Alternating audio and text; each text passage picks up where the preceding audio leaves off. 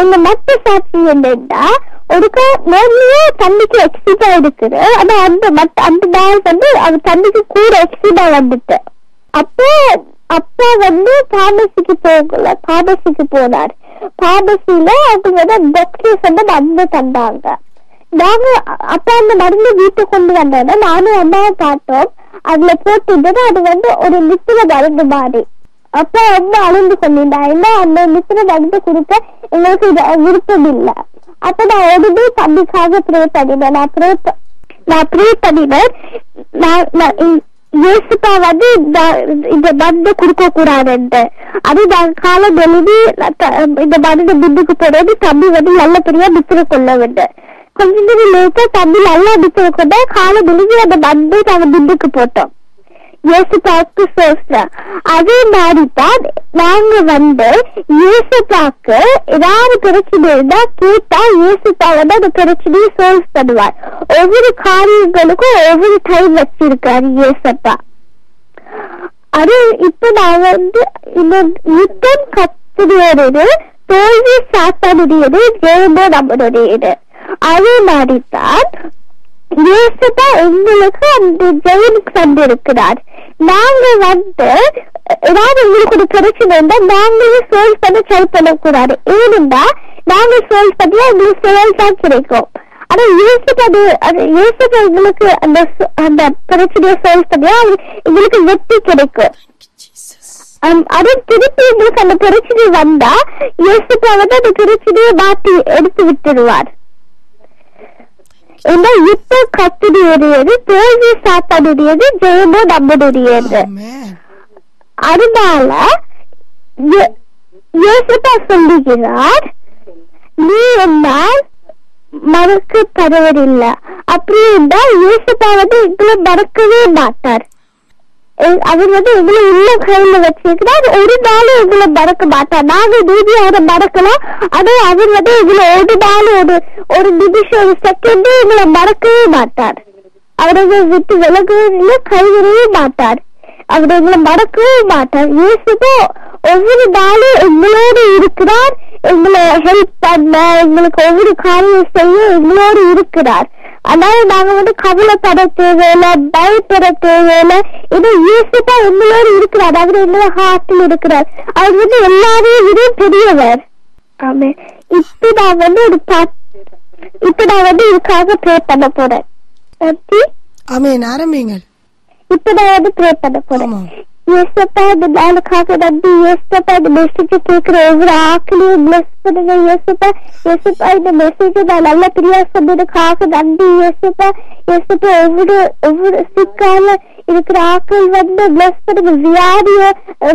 வியாதியோட ஆக்கள் இருக்கிற அவங்களோட வியாதி எல்லாம் எடுத்து போடுங்க. அவங்களோட சிக்கு எல்லாம் எடுத்து போட்டுருங்க. இயேசுப்பா சமாதானத்தை கொடுங்க, அந்த உற்சாகத்தை பலத்தை கொடுங்க. இயேசுப்பா அந்த ஒவ்வொரு ஆக்களையும் பார்த்து கொண்டிருக்கிற ஒவ்வொரு ஆக்களையும் பிளஸ் பண்ணுங்க. இந்த டெய்லியோ பார்த்து கொண்டிருக்கிற ஒவ்வொரு ஆக்களையும் பிளஸ் பண்ணி காத்துக்கொள்ளு ஆசீர்வதிங்க. இயேசுப்பா இந்த டெய்லியோ பிளஸ் பண்ணுங்க, ஆசீர்வதிங்க. இயேசுப்பா இயேசு நாமத்திலே ஜெபிக்கிறேன் ஜீவனுள்ள பிதாவே, ஆமென். இப்ப நான் ஒரு பாட்டு பாடுறேன். நான் அந்த பாட்டு ஹாஃப் மேக் பண்ணிடுவேன். அது ஹாஃப் நான் டிவியில பாட்டு பாடுங்க. அது ஒரு இங்கிலீஷ் பாட்டு நான் பாட போறேன். பாடுங்க, ஆரம்பிங்க. If I was an elephant, I thank you for my long, long trunk. And if I was a giraffe, I thank you for my long, long neck. And if I was a polar bear, I thank you for my hairy, hairy hair.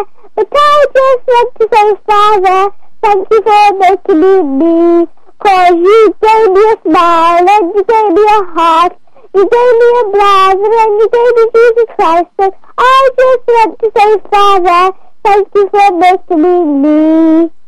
Amen. ஆமென், ஆமென். பாடி முடிச்சிட்டேன். ஆமென்.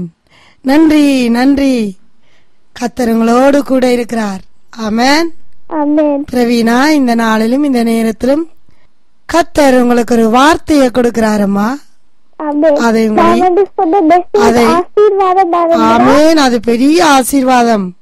ஒரு பிளஸிங்கா இருந்துட்டு. ஆமென். எனக்கு பிளஸிங்கா இருந்துச்சு. இதை கேட்டுக்கொண்டிருக்கிறவர்களுக்கும் பிளஸிங்கா இருக்கு. இந்த நேரத்துல தேவ ஆவியானவர் உங்களுக்கு கொடுக்கிற வார்த்தையை உங்கள் இருதயத்திலே பதித்து வைத்திருங்கள். ஏசாயாவின் அதிகாரம் கேக்குறீங்களா பிரவீனா? ஏசாயாவின் அதிகாரம் 59வது அதிகாரத்திலே 21வது வசனம் இப்படியாக சொல்லுகிறது. உங்களுக்குத்தான் சொல்லுகிறார் தேவன். வடிவா கேளுங்கள். உன் வாயிலிருந்தும் உன் சந்ததியின் வாயிலிருந்தும், அதாவது உன் மேல் இருக்கிற என் ஆவியும் நான் உன் வாயில் அருளிய என் வார்த்தைகளும் இது முதல் என்றென்றைக்கும் உன் வாயிலிருந்தும் உன் சந்ததியின் வாயிலிருந்தும் உன் சந்ததியினுடைய சந்ததியின் வாயிலிருந்தும் நீங்குவதில்லை என்று கர்த்தர் சொல்லுகிறார். ஆமென். இது எனக்கும் அவர்களோடு இருக்கும் என் உடன்படிக்கை என்று மீண்டும் கர்த்தர் சொல்லுகிறார். இதை ஞாபகத்திலே வைத்திருந்து இன்னும் அநேக பாடங்களை கற்று அதை மற்றவர்களுக்கு கற்றுக் கொடுக்க வேண்டும். 8 வயது நிரம்பிய உங்களை கொன்று ஆவியானவர் இந்த நாளிலே பேசிய வார்த்தைக்காக ஸ்தோத்திரம். அப்படியே இணைப்பிலே இருங்கள். வணக்கம். வணக்கம். சமாதானம் உண்டாவதாக. ஆமென். இந்த குழந்தையும் பெற்றோரும் எனக்கு தெரியாது, என்னையும் அவர்களுக்கு தெரியாது. ஆனால் ஒன்றை மட்டும் நான் சொல்லுகிறேன், கவனமா கேளுங்கள். இந்த பிள்ளையோட ஒரு தூதுவர் இந்த வீட்டில இருக்கிறார் ஒன்று. இரண்டாவது, இந்த புள்ள கருவிட்டு இருக்கும் பொழுது தாயாரோட ஆண்டவர் பேசி இருக்கலாம், அல்லது தீர்க்க தரிசன வரங்கள் மூலம் இந்த பிள்ளை உருவாயிருக்கலாம். ஆனா அது தாய் வெளிப்படுத்தாம இருக்கலாம். ஆனா என்னுடைய அவர் ஜெபம் செய்யும் பொழுது ஆவியான உறவினர் இந்த பிள்ளைக்கு இந்த வீட்டிலே ஒரு தூதர் உதவியாக இந்த வீட்டிலே வந்திருக்கு. தாயாருக்கு அறியும், தாயாருக்கு மட்டும்தான் தெரியும்.